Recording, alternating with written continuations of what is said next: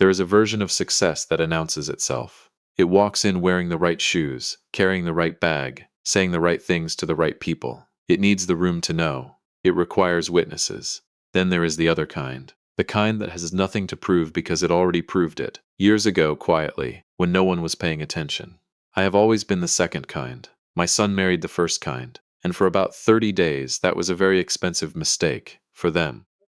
Han and Grill you, welcome back. Get comfortable, grab whatever you're drinking, and remember, the people in these stories had every opportunity to do the right thing. They chose differently. Drop a comment when something hits you, and subscribe if you haven't yet. You're exactly where you're supposed to be.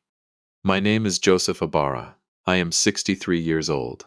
I came to this country from Nigeria in 1987 with $200, an engineering degree that American employers spent 3 years refusing to recognize, and a stubbornness that my mother called a character flaw, and that I have since reframed as a survival skill.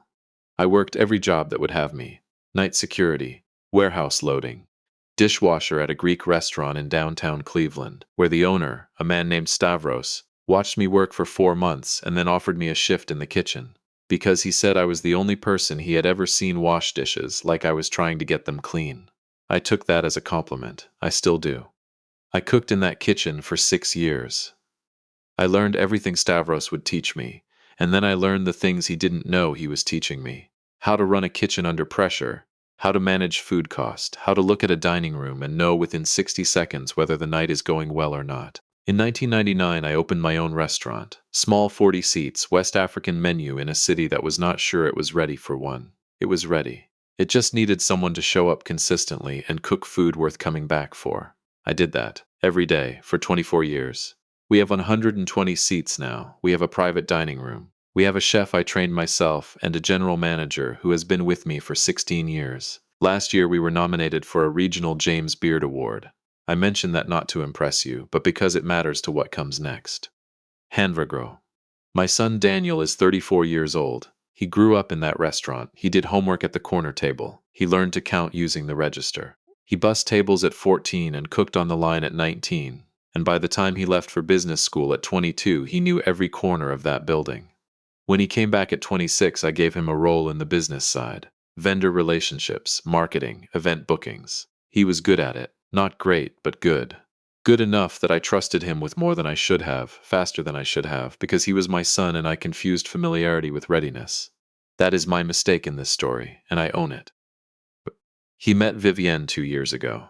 She is the daughter of a property developer, raised in a suburb of Chicago, educated at schools that cost more per year than I made in my first 5 years of cooking. And she has the particular quality that very expensive educations sometimes produce: a complete confidence in her own assessments that is not always supported by the evidence. She is not stupid. I want to be clear about that. She is sharp and she is well read, and she has opinions about everything, delivered with the certainty of someone who has rarely been told they are wrong. When Daniel brought her to meet me the first time, she looked at my restaurant the way people look at something when they are deciding how to feel about it. Not rude, assessing. I noted it and said nothing. They married 8 months ago. Small ceremony which I respected. The trouble began approximately 6 weeks after the wedding, when Vivienne decided that the restaurant needed what she called a strategic repositioning. She had a presentation, actual slides. She brought them to a Sunday lunch at my house and walked Daniel and me through them for 45 minutes. New branding, different menu direction. A rebrand she described as elevating the concept, by which she meant making it less specifically West African and more generally upscale. She had projections. She had comparable case studies. She had clearly spent a significant amount of time on this, and was presenting it with the energy of someone delivering a solution to a problem that had been asked for. It had not been asked for, but I listened. I thanked her. I said I would think about it. She looked at Daniel in a way that told me thinking about it was not the response she had anticipated. 3 weeks later, Daniel came to me privately and said that Vivienne felt I wasn't taking her ideas seriously. I said I was still thinking. He said she had a lot of experience with brand strategy from her family's business. I said that was interesting. He said, and this is the part that told me everything I needed to know about where this was going. He said that Vivienne thought perhaps the restaurant had reached the ceiling of what it could achieve under its current leadership, and that fresh perspective from outside might help it grow. Current leadership. I am the current leadership. I have been the current leadership for 24 years. I built the ceiling she was describing from a 40-seat room and a borrowed kitchen knife. I looked at my son for a long moment. Then I said, Daniel, bring her to the restaurant on Friday evening. I want to show her something. He said, What are you going to show her? I said, How the kitchen works. Just come now. Here is the part I need to explain carefully because the setup matters.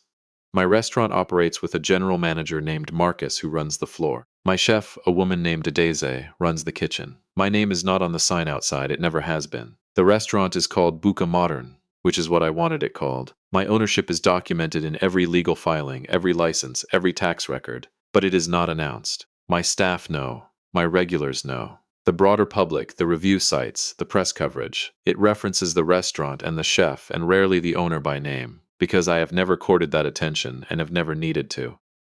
What this means practically is that a person could walk into Buca Modern and have no visible indication that the quiet man in the simple clothing having coffee at the back corner table is the person who owns every chair they are sitting in.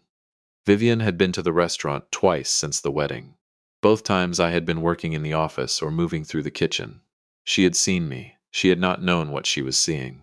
Honor, if you've stayed with me this far, do me one quick thing, hit subscribe. Most people never do, even when they're locked in. It costs you nothing, and it's how we keep these stories coming. Thank you, genuinely. Hongranger they arrived on Friday at 7. The restaurant was full, the way it is on Fridays. Warm and loud and smelling of palm oil and grilled fish and the specific happiness of a room full of people eating food they chose because they wanted it. Marcus met them at the door. He is a tall man, Marcus, impeccably dressed, with the calm authority of someone who has managed 100 difficult Friday nights.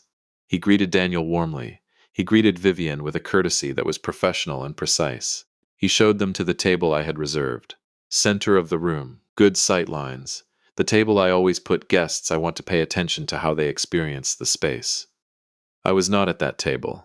I was moving through the kitchen, the way I do on busy nights. Not cooking, just present, watching the flow, checking the pass. The thing I do because 24 years of doing it means I cannot help it. I was wearing kitchen clothes, simple, dark, nothing remarkable. When I came through to the floor to check on a table near the back, I passed within 10 feet of Daniel and Vivian. Daniel saw me and gave the smallest nod. We had discussed this, he knew the plan. Vivian glanced at me the way you glance at someone who works in a restaurant when you are a customer. Her eyes moved past me in under a second. I went back to the kitchen. Over the next 90 minutes, I watched them through the pass window the way I watch every table, reading the body language, the pace of the meal, the quality of the attention. Vivienne was talking more than she was eating, which is a thing people do when they are performing rather than enjoying. She was looking around the room, assessing again, making notes in her phone at one point, which I found interesting. Daniel was quieter than usual. He knew what was coming, and he was, I think, beginning to feel the particular discomfort of a man who has agreed to something and is now watching it unfold. At 8:30, Marcus brought them to the kitchen. This is something we do for certain guests. A kitchen visit. A chance to see the operation. Adeze was plating a tasting course, moving with the precise efficiency of someone who has run this kitchen for 9 years. The staff moved around her the way water moves around a stone, automatically, without friction. It is a beautiful thing to watch when it is working. It was working. Vivian looked around the kitchen with the expression she had worn in my dining room the first time, assessing. Then she said to Marcus, gesturing toward me where I stood at the back checking inventory, "Is that one of the kitchen staff?" Marcus looked at her for just a moment. Then he said with complete composure, "That is Mr. Ibarra. He is the founder and owner of Buca Modern. He has been running this kitchen since 1999. I want to tell you about the silence that followed that sentence. It was not long, maybe 4 seconds. But in those 4 seconds, I watched Vivian's face do something that faces rarely do in public. It lost its shape. The assessing expression, the composed confidence, the certainty, it reorganized itself entirely. Color arrived in her neck before it reached her face. She looked at Daniel. Daniel was looking at the floor with the expression of a man who made a decision he understood, and is now watching the consequences arrive exactly as scheduled. I walked over. I extended my hand to Vivienne. I said, "I'm glad you came. I've wanted you to see the kitchen properly for a while. What do you think of it?" She shook my hand. Her composure was coming back. "She is not a person who stays unbalanced for long, I will give her that," she said. "It's very impressive." "Joseph," I said. "I think so too. Adeze has been running it for 9 years. Marcus has managed the floor for 16. The two of them know this restaurant better than anyone alive, including me. I paused. It is not a restaurant that has reached the ceiling of what it can achieve. It is a restaurant that has been built very carefully over a very long time to be exactly what it is. I said it pleasantly, informatively, the way you tell someone a fact they did not have before and might find useful. Then I said, let me have Adeze send out the tasting menu. You should eat. We sat together at the corner table, my table, for the next hour. Vivienne ate. Really ate this time, not performing. The food did what good food does when you finally stop thinking about it and just receive it. By the third course, she had put her phone away. By the fourth, she had asked Adeze a question about the preparation that was genuine and curious, rather than evaluative. I watched my son watch his wife discover something, and I watched something ease in his face that had been tight for weeks. Real quick, 97% of people listening to this never subscribe, even when they're completely locked in. If that's you, now's the moment. Hit that button. It keeps the stories coming, and it means more than you know. We have not had another presentation. The slides have not reappeared. What has happened instead is something smaller and more valuable. Vivienne has started asking questions rather than providing answers. She comes to the restaurant now on her own sometimes, sits at the bar, talks to Marcus. Last month she asked me if she could sit in on a vendor meeting, just to understand how the supply side worked. I said yes. She took notes. Real ones, I think, rather than assessments. It is a different energy, and I recognize it. It is the energy of someone who has decided to learn a thing instead of judge it. That is the only repositioning I was ever interested in. Daniel and I had a conversation, just the two of us. About 3 weeks after the kitchen visit, he apologized. Not elaborately. Daniel has never been an elaborate person, which is a quality he got from me. He said he had let someone else's confidence override his own better judgment and that he knew it and was sorry. I said I appreciated that. I said that confidence is not the same as knowledge, and that the difference between the two is usually about 24 years, and a lot of very early mornings. He smiled. I said, you grew up in this restaurant, Daniel. You know what it is. Don't let anyone tell you what it isn't, he said. I know, Dad. I said, good. Now come help me with the inventory, because Adeze says the spice order is wrong again, and I need a second pair of eyes. He came and helped with the inventory. We stood side by side in the stockroom the way we used to when he was 19, and learning the kitchen and the world was still mostly ahead of him. Some things change. The restaurant gets bigger, the staff grows, the accolades come, and the years pass. And some things do not change at all. The food is still the point, the work is still the point, and the quiet man in the simple clothing at the back corner table is still, after 24 years, exactly where he is supposed to be, right where he built it. If this story stayed with you, join us by hitting that like button and subscribing. For more real, raw, and human stories about family, loyalty, and what people do when they think no one is watching. Thank you for being here. We'll see you in the next one.